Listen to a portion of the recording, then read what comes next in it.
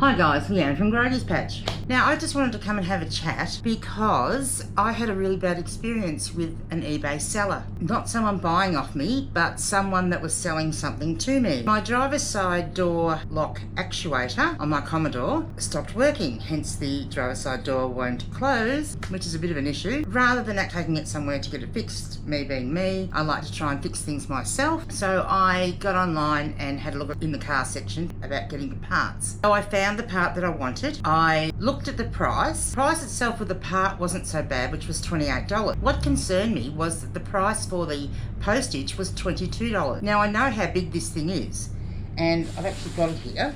So this is it here. So I knew that that would fit in a small Australia Post satchel or a box. I also knew that it wasn't going to weigh over $5, so it wasn't going to be huge.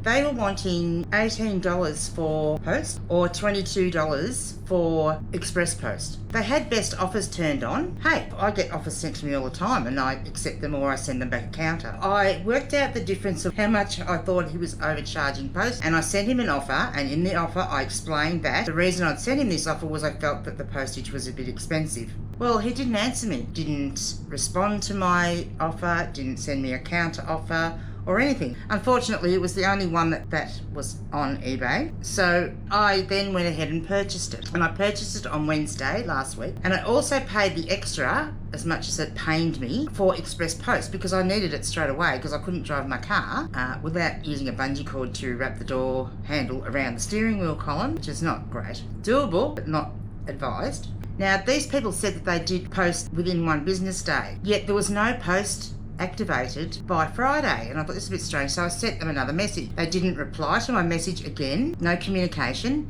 However, the postage label was actually purchased. Now, the average punter or the average buyer on eBay wouldn't understand. They would think that when it says parcel has been sent and that the postage has been activated, they would think that that's gone to the post office.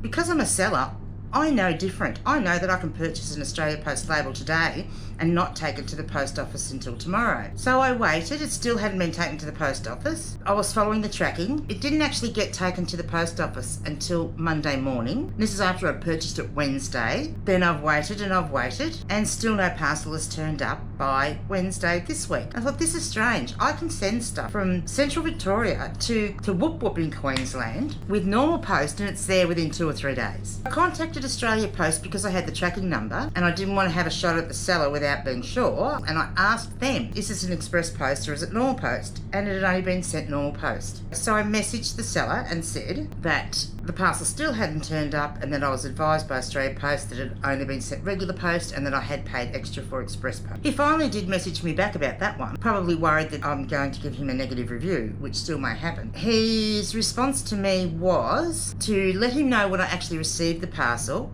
take a photograph of the postage label and send it back to him, and if it wasn't express post then he would refund me. I haven't got the specifics of is he going to refund me? Is he going to refund me the difference between express post and normal post? Is he going to refund me all of the post?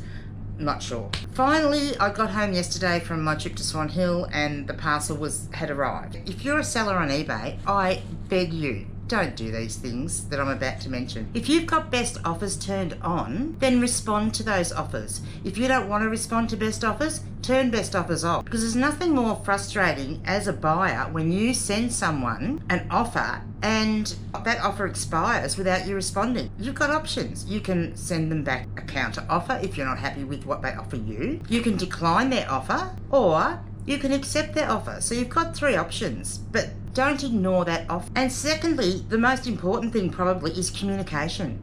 The fact that this person did not communicate to me at all. Like, I'd sent 3 messages, I think, by the time they actually messaged me back about the postage. And I sent a photo of the postage label last night and I still heard nothing back. I just think that's very, very poor.